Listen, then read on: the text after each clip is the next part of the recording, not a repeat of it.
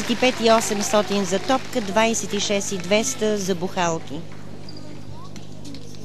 От нея се изисква сега да не направи много голяма грешка.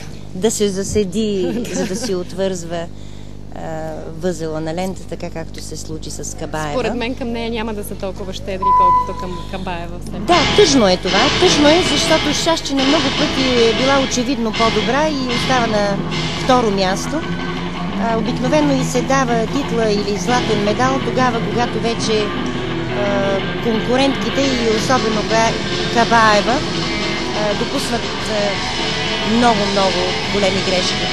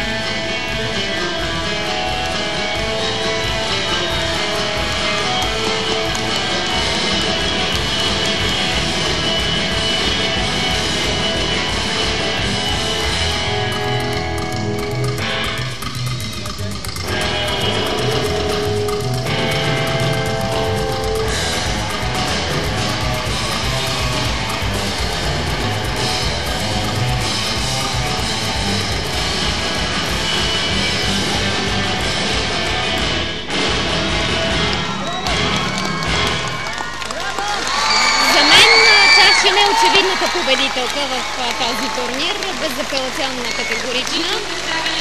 Нищо не искам да казвам от сега, защото очаквам всичко от съдиите.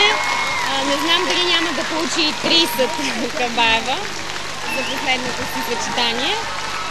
Това е наистина полуна шега, но Шашчина беше много силна и от такива гимнастички като нея все още си заслужава, се убеждавам, че се заслужава да се гледа художествена гимнастика и да съществува този спорт. Тя е една от новаторките в художествената гимнастика, въведе на първо място нетрадиционните, да кажем, мъжки скокове от балета. Разнообразието по отношение на скокове е може би най-рядко срещаното явление на престижните състезания. Шашчина беше и е една от тези гимнастички, които ги демонстрира много често.